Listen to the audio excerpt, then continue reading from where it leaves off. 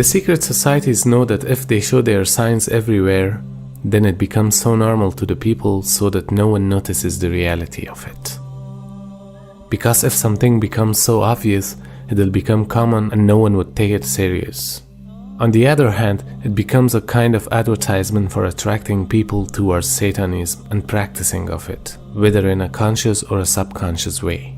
And as a result, today we see masses are using these symbols. Their signs became a trend to the people, and people became customers of their products and follow their way of thinking.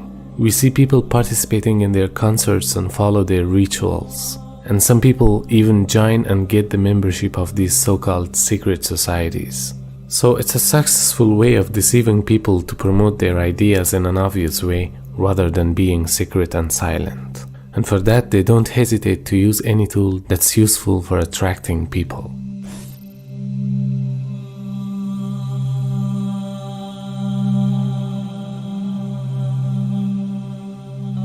Shaitan wants you to commit the sin with accepting the accountability of that sin. It means if you don't know about a sin and you commit that, it would be forgivable, because you didn't know that the action you're going to do is a sin. Now, Shaitan doesn't want that. He wants you to first understand that the action you're going to do is a sin, and then he invites you to do it. And that's how he puts the accountability of that sin on you.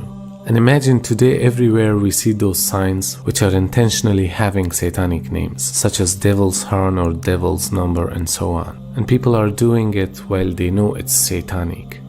Or they participate in some festivals such as Halloween, Carnival or some concerts, and they willingly practice those rituals while they see those satanic things there. They see those satanic signs and messages inside games or songs, and they still hear those songs and play those games.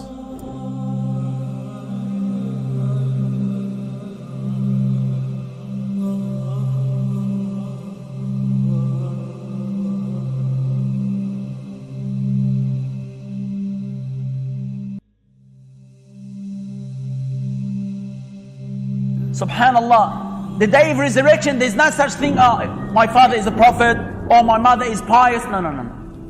Your deeds would lead you to paradise or to hell. Allah subhanahu wa ta'ala tells us that the shaitan has a khutbah, he gives a khutbah in hell.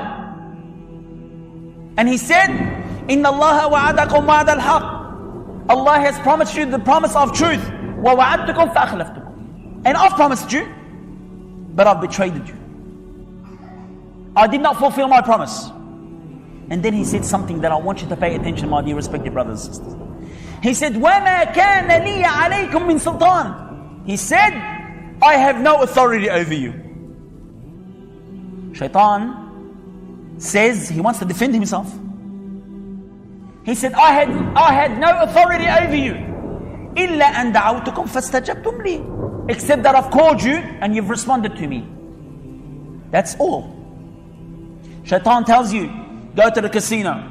Shaitan tells you, surf the internet for something which is haram. Shaitan tells you to deal in usury. Shaitan tells you to brag and boast because you belong to this country or this country. Shaitan tells you it's through your intelligence and because of you're so smart, you're able to obtain all this wealth. Shaitan sneaks up to you.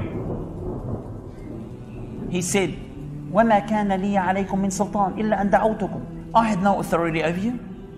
I have no control over you, except that I've called you and you've responded to me. فَلَا تَلُومُونِي وَلُومُوا أَنفُسَكُمْ. Then he said, blame me not. Don't blame me, but blame yourself. Shaitan wants to defend himself. I had no authority over you, except that I've just called you and you've responded to me. Blame me not, but blame yourself.